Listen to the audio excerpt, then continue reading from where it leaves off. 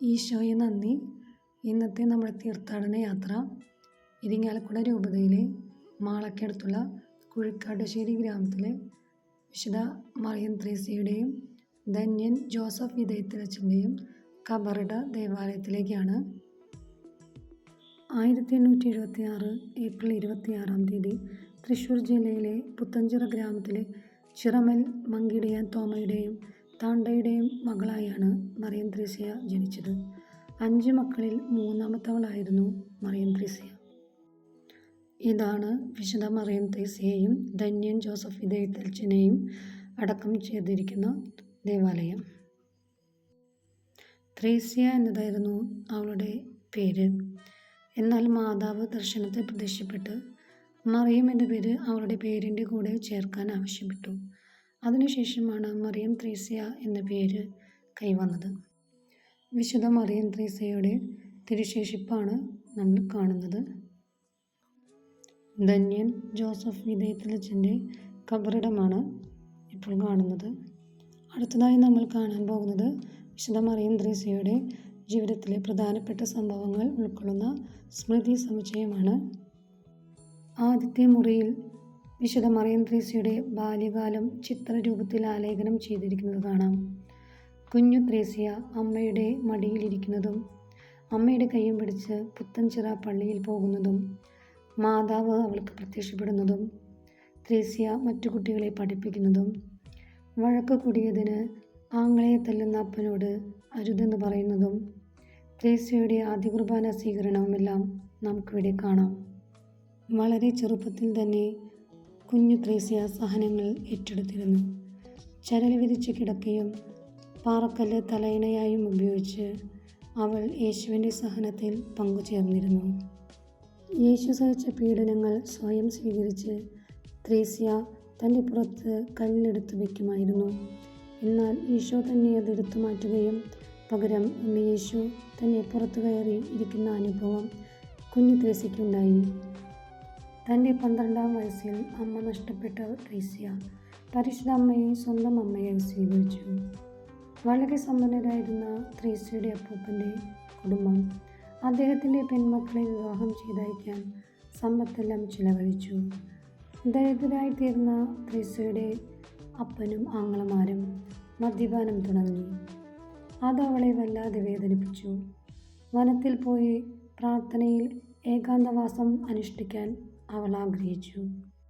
പക്ഷേ അവളുടെ വീട്ടുകാർ അവളെ എതിർത്തു. ഒരുപക്ഷെ കുടുംബത്തിലെ വേദന നിറഞ്ഞ അന്തരീക്ഷമായിരിക്കാം ഹോളി ഫാമിലി കോൺഗ്രിഗേഷൻ എന്ന ആശയത്തിൽ അവളെ എത്തിച്ചത്.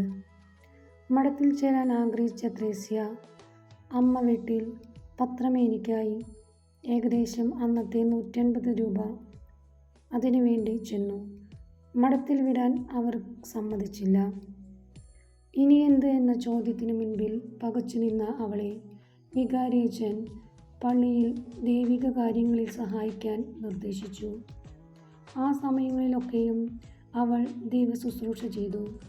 കുടുംബ പ്രശ്നങ്ങളുടെ അനുരഞ്ജനം, രോഗികളെ മരണത്തിനൊരുക്കൽ, നല്ല കുമ്പസാരം നടത്താൻ സഹായിക്കൽ, ആരോഗ്യമില്ലാത്തവരെ പരിചരിച്ചും നഖം വെട്ടിക്കൊടുത്തും ഭക്ഷണം കൊടുത്തും അവൾ അവളുടെ ശുശ്രൂഷയ്ക്ക് തുടക്കം കുറിക്കുകയായിരുന്നു. ഈ കാലത്ത് തന്നെ വിവിധ തരത്തിലുള്ള അതിസ്വാഭാവിക അനുഭവങ്ങളിലൂടെ ത്രേസ്യ കടന്നുപോയിരുന്നു. സാത്താനിൽ നിന്നുള്ള പീഡകളും ഈശോയുടെയും മാതാവിൻ്റെയും പ്രത്യക്ഷപ്പെടലുകളും വെളിപ്പെടുത്തലുകളും ദർശനങ്ങളും ത്രേസ്യ അനുഭവിച്ചിരുന്നു. ഭാരതത്തിലെ പഞ്ചക്ഷതധാരിയായ വിശുദ്ധയാണ് വിശുദ്ധ മറിയം ത്രേസ്യ. അങ്ങനെ ഇരിക്കെയാണ് പുത്തൻചിറയിലെ പള്ളിയിലെ ധ്യാനത്തിൽ ജോസഫ് വിതയത്തിലച്ചൻ മറിയം ത്രേസ്യയെ കുമ്പസാരിപ്പിക്കുന്നത്. തൻ്റെ പാപങ്ങളല്ല, തനിക്കുണ്ടായ ദൈവിക അനുഭവങ്ങളാണ് ത്രേസ്യ അച്ഛനുമായി പങ്കുവച്ചത്. മറ്റുള്ളവർ അവളെ വിശ്വസിക്കാതിരുന്നപ്പോഴും വിതയത്തിലച്ചൻ അവളെ വിശ്വസിച്ചു. ദൈവത്തിൻ്റെ സമയത്തിനായി കാത്തിരിക്കുവാൻ അദ്ദേഹം അവളെ നിർദ്ദേശിച്ചു. ബിഷപ്പ് ജോൺ മേനാച്ചേരിയുടെ നിർദ്ദേശപ്രകാരം മറിയം ത്രേസ്യ ഒല്ലൂർ കർമ്മലിത്ത മഠത്തിൽ ചേരാൻ യാത്ര തിരിച്ചു.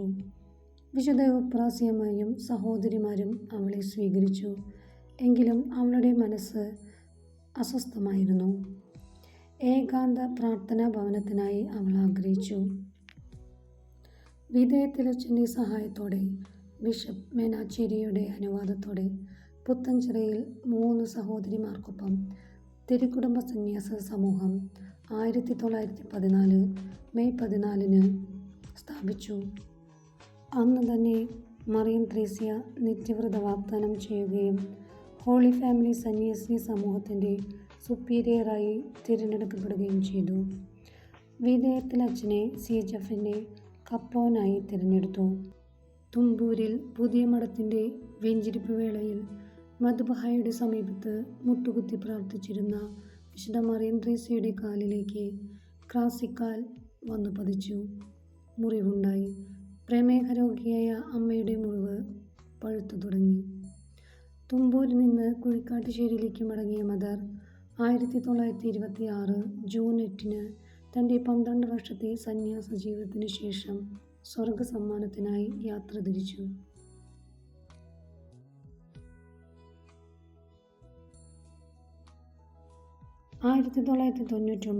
ജൂൺ 28 ജോൺ പോൾ മാർപ്പാപ്പ ധന്യയായി പ്രഖ്യാപിച്ചു. 2000 ഏപ്രിൽ 9 വാഴ്ത്തപ്പെട്ടവളായി പ്രഖ്യാപിച്ചു. 2019 ഒക്ടോബർ 13 ഫ്രാൻസിസ് മാർപ്പാപ്പ മറിയം ത്രേസ്യയെ വിശുദ്ധയായി പ്രഖ്യാപിച്ചു. വിശുദ്ധ മറിയം ത്രേസ്യ ഉപയോഗിച്ചിരുന്ന വസ്തുക്കളാണ് നമ്മളിവിടെ കണ്ടുകൊണ്ടിരിക്കുന്നത്.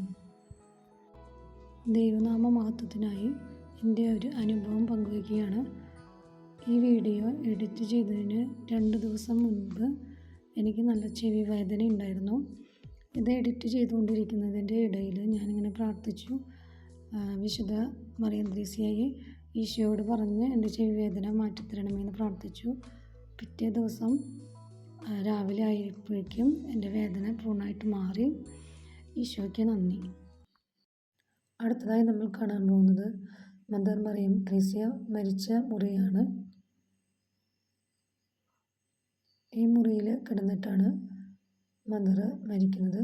അടുത്തത് നമ്മൾ കാണാൻ പോകുന്നത് മദർ മറിയം ത്രേസ്യയുടെ മുറിയാണ്. നേരത്തെ കണ്ടത് മദർ മരിച്ചു കിടന്ന മുറിയാണ്. ഇതാണ് മറിയം ത്രേസ്യ അമ്മയുടെ മുറി. ഇവിടെ നമുക്ക് പല ഉപകാര സ്മരണകളും ഫോട്ടോയിൽ കാണാനായിട്ട് സാധിക്കും. വിശുദ്ധ മറിയം ത്രേസ്യ അമ്മ ഉപയോഗിച്ചിരുന്ന കട്ടിലാണ് കാണുന്നത്. അതുപോലെ തന്നെ ഇവിടെ മറിയം ത്രേസ്യ അമ്മയുടെ ഒരു രൂപമുണ്ട്. ഉപയോഗിച്ചിരുന്ന പെട്ടിയും പഞ്ചശത അനുഭവ സമയത്ത് മറിയം ത്രേസ്യ അമ്മ ധരിച്ചിരുന്ന ചട്ടയും നമുക്കിവിടെ കാണാം. ആ ചട്ടയിൽ രക്തത്തുള്ളികൾ ഒട്ടിച്ചേർന്ന് ഇരിക്കുന്നതായിട്ട് നമുക്ക് കാണാവുന്നതാണ്. വിശുദ്ധ മറിയം ത്രേസ്യയോട് പ്രാർത്ഥിച്ചതിൻ്റെ ഫലമായി അനുഗ്രഹങ്ങൾ കിട്ടിയ ആൾക്കാരുടെ ഫോട്ടോകളും അനുഗ്രഹങ്ങളും നമുക്കിവിടെ കാണാം.